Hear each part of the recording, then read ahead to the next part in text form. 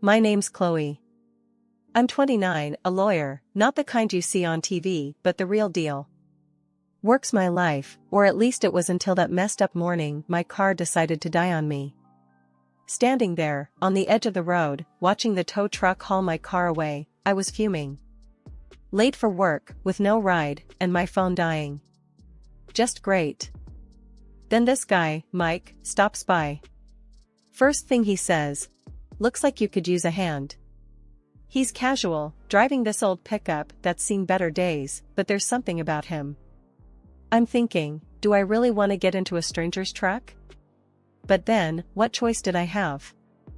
"Only if you're heading towards downtown," I said, trying not to sound as desperate as I felt. "Downtown it is. Hop in." He shot back with a grin that could disarm you at 20 paces. His confidence was something else. The ride was something out of a movie. We talked, or more like, he did most of the talking. Told me about his job in construction, how he loves it but hates waking up early. I shared bits about my lawyering, careful not to dive too deep into the boring details. "You always pick up strangers?" I asked, half joking. "Only the ones who look like they won't murder me in my sleep." He laughed. That got me. His humor, it was dry, kind of like mine. We exchanged numbers before he dropped me off. "In case your car decides to bail on you again," he said. I rolled my eyes, but smiled. Didn't think much of it then. Work was a blur, but I couldn't shake off the morning's adventure. Mike's number burned a hole in my phone. On a whim, I texted him, "My car's a traitor, but you're not. Coffee?" He replied almost instantly, "Thought you'd never ask." Mike and we clicked. Not just on the surface, but deep down. He got my jokes, didn't mind my rants about work, and somehow, seeing him became the best part of my day. Weird how life works. One day you're cursing the heavens for a broken down car, and the next, you're waiting for a text from the guy who offered you a ride. That ride changed everything. Looking back, it's funny how moments like these, totally random, unplanned, can set the course of your whole life. But back then, I was just enjoying the ride, pun intended. Meeting Mike was a breath of fresh air, a reminder that sometimes, the best things come from the most unexpected places. And as for my car, well, it got fixed, but I found myself hoping for more mornings like that one, stranded or not. And sure enough, he called later that week, asking me out. We met up at this no-frills cafe, nothing fancy, just a cozy spot where we could talk. And talk we did. It was easy, like we'd known each other for ages. He made me laugh, listened to my rants, and somehow, time just flew by. After Mike and I got serious, he started talking about meeting his family. I was nervous, sure, but figured it was just another step in our thing. Mike had told me loads about his mom and sister, how they were this tight little clan since forever. I respected that. But nothing could have prepped me for the actual meet. We pulled up to their house, a cozy-looking place with a wild garden out front. Mike had this brace yourself look as we walked up. "Remember, they're a bit intense," he warned, ringing the bell. "Intense?" I echoed, raising an eyebrow. "I'm a lawyer, Mike. I deal with intense for breakfast." The door swung open, and there stood his mom, Carol, and sister, Lucy. First impressions? Carol had the scrutinizing gaze that could peel paint, and Lucy seemed to mirror her, minus a few years. "Mike. And you must be Chloe," Carol said, her voice sweet but her eyes doing a full audit. Come in, come in." The living room was like stepping into a different era, all antique furniture and photos. Mike introduced me properly, and we sat down, the air thick with anticipation. "So, Chloe," Carol started, all casual. "Mike tells us you're a lawyer. That must be interesting." "Yeah, it's got its moments," I replied, trying to keep it light. Lucy chimed in, "Must rake in a pretty penny, huh?" I laughed, a bit taken aback. "Well, it pays the bills, and then some." Mike shot me a look, a mix of apology and "I told you so." The conversation steered into downright nosy territory real quick. Carol leaned in. But exactly how much are we talking? You know, just out of curiosity. Ah, trade secret. I quipped, hoping my smile hid my discomfort. Mike tried to change the subject, bless him, but the two were like bloodhounds on a scent. After dinner, which was an interrogation disguised as a meal, I heard them in the living room, speculating about my salary based on the brands I wore and the car I drove. Mike found me in the kitchen, refilling my glass. Hey, they're just protective. Don't mind them. Protective? I muttered, swirling my drink. Feels more like an inquisition. We tried to make the best of the rest of the evening, but it was clear there was a gap between us and them. As we left, Carol's too sweet goodbye and Lucy's smug wave felt like a challenge. On the drive back, Mike kept apologizing. They can be a bit much. I'm sorry, Chloe. It's fine, I said, though it wasn't, really. Just wasn't expecting the Spanish Inquisition. Mike laughed, that easy sound I'd fallen for. No one expects the Spanish Inquisition. It was our first real test, meeting his family. I thought back to my own, no-nonsense folks who valued privacy and respect. Mike's family was another world, one where boundaries seemed optional and every detail of your life was up for debate. But I liked Mike a lot. Enough to weather a bit of family drama. Still, as we headed home, I couldn't shake the feeling that this was just the beginning. Little did I know how right I was. Marrying Mike was like a whirlwind. Everything happened so fast, from the proposal to planning the wedding. I thought maybe, just maybe, tying the knot would smooth things over with his mom, Carol, and his sister, Lucy. Spoiler alert, I was wrong.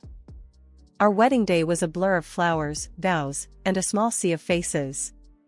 Despite the rush, I caught Carol and Lucy throwing looks that could curdle milk. I brushed it off, focusing on Mike and the new chapter we were starting. At the reception, Carol cornered me. Chloe, dear, this is quite the event. You must have spent a fortune. I forced a smile. It's a special day. We wanted it to be memorable. Lucy piped up from behind her mom. Yeah, memorable and expensive. Hope Mike knows what he signed up for. I bit back a sharper retort. We're both happy. That's what matters. The tension didn't end with the wedding. If anything, it ramped up. Carol and Lucy started dropping by our place unannounced, each visit an exercise in patience. They critiqued everything from my cooking to how I decorated our apartment. One evening, they outdid themselves. Carol, gloved hand and all, dragged her finger across the top of our bookshelf and sked at the dust she found. Really, Chloe, cleanliness is next to godliness, she said, smirking. Lucy was quick to join in. Yeah, and I guess we're living among mortals here. I clenched my jaw, counting to 10 in my head. Well, I didn't realize we were hosting royalty. My mistake. Mike, ever the peacemaker, tried to laugh it off. Come on, you three. Let's not start World War III over a little dust. But the visits grew more frequent and their comments more cutting. I started dreading the sound of the doorbell. Each time they left, I felt more like an intruder in my own home. I finally broke down and told Mike how I was feeling. Your mom and sister, they're making my life hell. It's like they're marking their territory, and I'm the outsider. Mike looked torn. I know it's tough, but they're family. They just need time to adjust. I'll talk to them, okay? But talking seemed to translate to nodding along while they ranted about me not being good enough. Things reached a boiling point one day when they came over, criticizing the dinner I'd made. This is interesting, Carol said, poking at her food. Lucy snorted. Interesting is one word for it. Fed up, I snapped. You know, not everyone can be a Michelin star chef. If you don't like it, maybe next time you can cook. That shut them up for all of 5 seconds. Mike's attempt to smooth things over didn't help much. Chloe's right. Let's appreciate the effort, okay? The effort felt futile, though. No matter what I did, it was never enough. They wanted me to change, to mold into whatever perfect daughter-in-law image they had in their heads. But that wasn't me. I'd hit my limit with Carol and Lucy's endless nagging and snide remarks. Their arrogance was something else, like they were the queens of some small kingdom and I was the unwelcome commoner. I'd told Mike about how they were grinding me down, hoping he'd step in. His response? "I'll talk to them," he said, his voice so wishy-washy it made me see red. It was clear as day he didn't want to rock the boat, preferring to stand on the sidelines of this mess. That was the last straw for me. I wasn't about to play the silent sufferer in my own home. If Mike wasn't going to stand up to them, I sure as hell would. The next time they decided to grace us with their presence, I had a plan. We were all sitting around the dinner table, the air already thick with tension. I saw my moment and took it. "Mike's got something he wants to say," I declared, throwing him a look that I hoped would light a fire under him. Mike went red, fumbling for words. Yeah. Mom, Lucy, you should really show Chloe some respect," he mumbled, barely meeting anyone's eyes. You could have heard a pin drop. Carol's face went from 0 to furious in a heartbeat. "Respect?" she spat, her anger not aimed at Mike, but squarely at me. "I will not let you cause a rift between my son and me." The room felt like it was spinning. Here we were, the whole sorry mess out in the open. Mike was squirming, looking anywhere but at us. Carol was in full battle mode, and Lucy? She just sat there, smirking like she was watching her favorite show. "I'm not trying to start anything," I shot back, my voice steady even if my insides were anything but. "I'm just saying, this is my home too. I deserve to be treated with some kind of decency." Carol snorted, a sound full of disdain. "Decency? This isn't about decency. It's about you trying to wedge yourself between me and my children." The accusation was ludicrous. All I'd ever wanted was to find some common ground, to be part of their family, not tear it apart. But standing there, facing Carol's wrath and Mike's silence, I felt a cold realization settle in. Maybe this was a battle I couldn't win. As the evening spiraled into a blur of heated words and cold silences, I wondered how we'd ever recover. Mike's half-hearted attempt at support had only thrown gasoline on the fire, and now I was the villain in Carol's story, the woman who dared to stand up for herself. The confrontation had been meant to clear the air, to finally draw some boundaries. Instead, it felt like I'd only succeeded in drawing battle lines, with me on one side and the family I'd hoped to join on the other. And Mike? He was still somewhere in the middle, unwilling or unable to choose a side. After that fight, my life turned upside down. Carol, my mother-in-law, made it her mission to make my existence a living hell. She'd pop over when I was dead on my feet from work, starting drama out of thin air. And when Mike got home, there she was, all tears and sob stories, claiming I was the villain, hurling insults her way. Mike, bless him, fell for it every time. We'd end up in arguments, him siding with Carol, leaving me feeling like I was taking crazy pills. It was like I was the outsider in my own marriage, speaking a language no one else understood. But it didn't stop there. A friend of mine let slip that Lucy was out there, telling anyone who'd listen that I was dirty in my work, hinting I was pocketing client money without paying taxes. That was the last straw. I'm no saint, but I don't mess around with my profession. I called Lucy, my words sharp as knives. You know, spreading lies about someone's work is called slander. And that can get you sued. Lucy's bravado crumbled real quick over the phone. I'll stop. I didn't mean anything by it, she stammered, the fear in her voice clear as day. But the damage was done. She went crying to Mike, playing the victim, and before I knew it, I was getting an earful. "Why are you bullying Lucy? Can't you see she's scared of you?" Mike's anger was a red flag, signaling deeper issues in our marriage.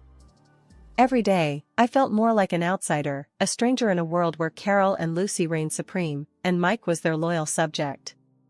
The more I saw it, the more I realized, I was the odd one out, always going to be second to his mother and sister. The battles at home were one thing, but Lucy trying to tarnish my professional reputation? That was a low blow, even for them. I started to wonder if Mike would ever really have my back, or if I was doomed to be the villain in their twisted family drama. The phone call from Carol had been as pleasant as nails on a chalkboard. "Lucy's tying the knot. We're celebrating at Le Grande Plateau this Friday.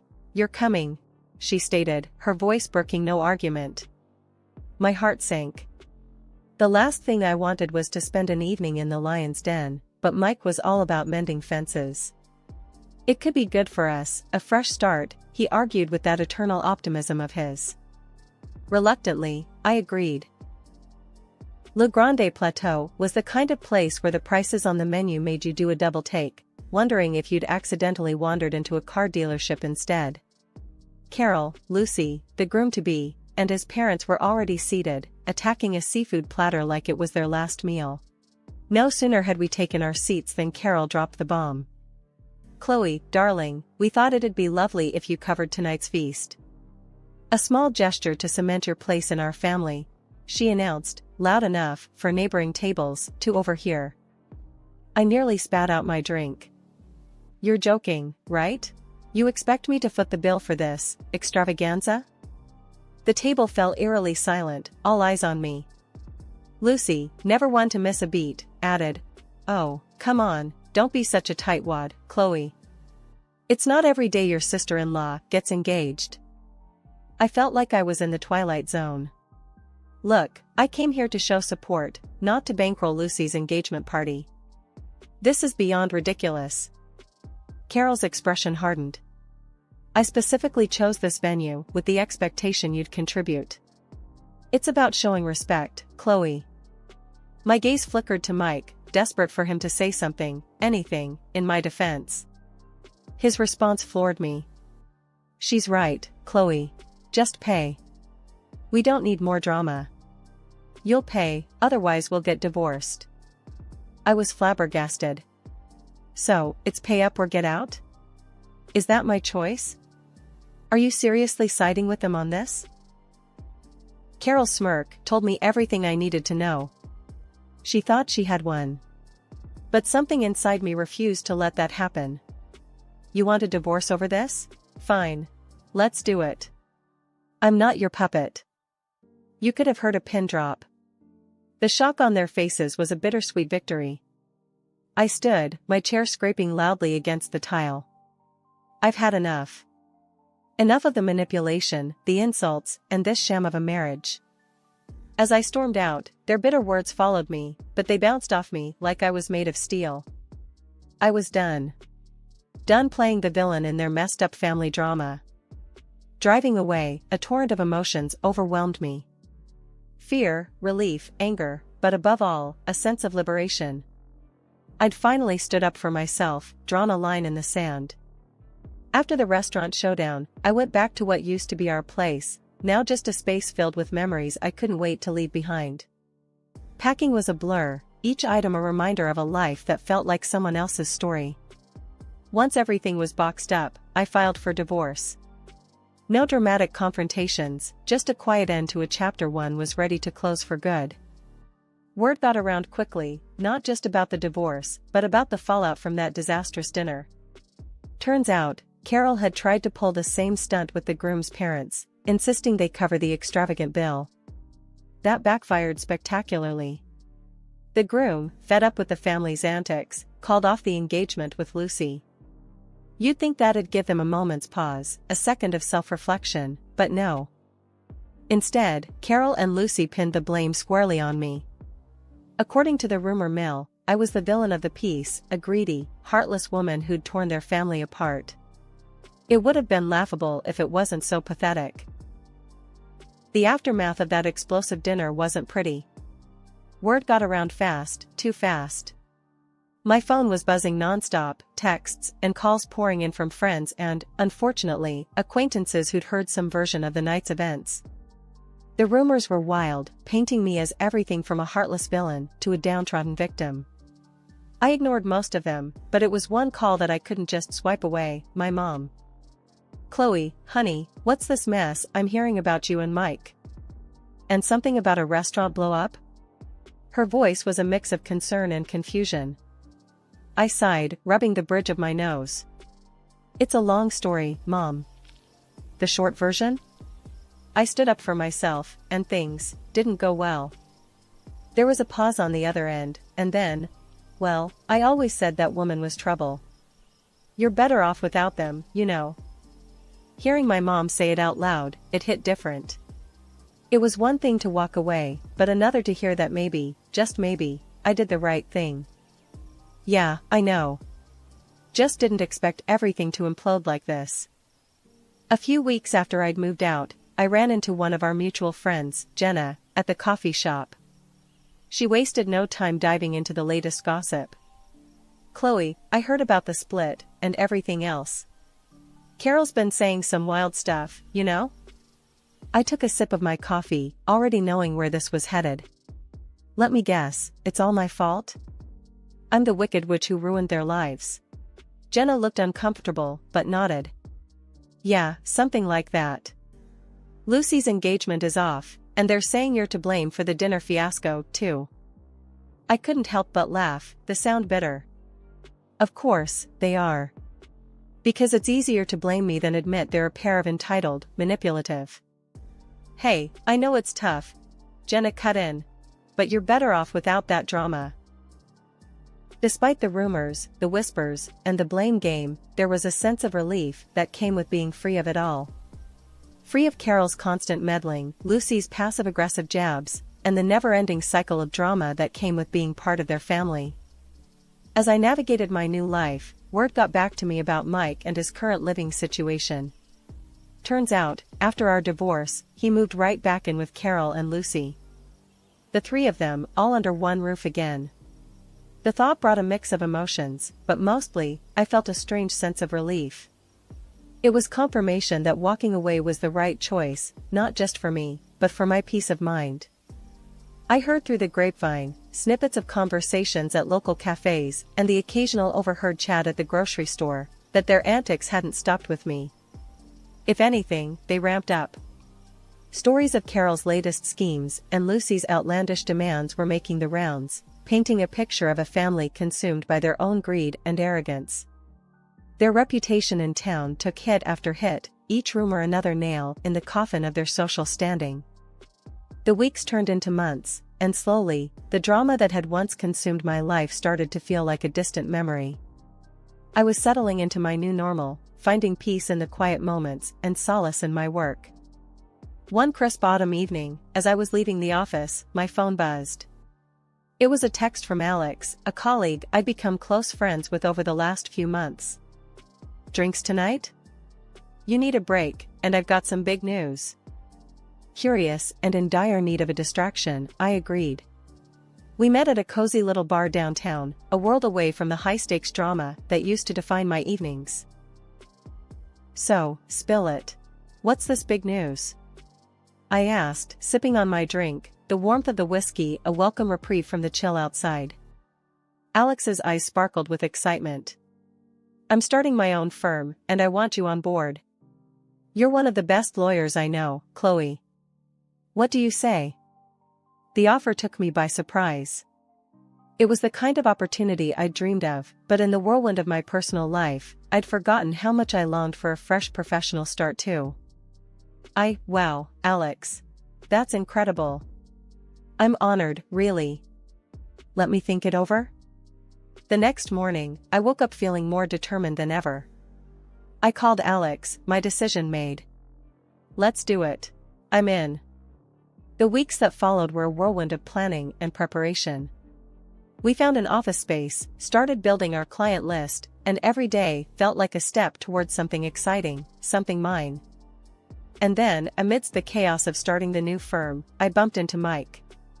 It was the first time we'd seen each other since the divorce was finalized. The encounter was awkward, charged with the ghosts of our shared past. Chloe, hey, you're looking good, he said, the words feeling like a peace offering of sorts. Thanks, Mike. You too. How's everything? We're getting by. Mom and Lucy, they're still them, you know? I nodded, no longer feeling the sting of their names. I'm sure they are. Listen, Mike, I wish you all the best, really. As I walked away, I realized that this was what moving on felt like. It wasn't forgetting the past but learning from it, not dwelling on the hurt but focusing on the growth that came from it.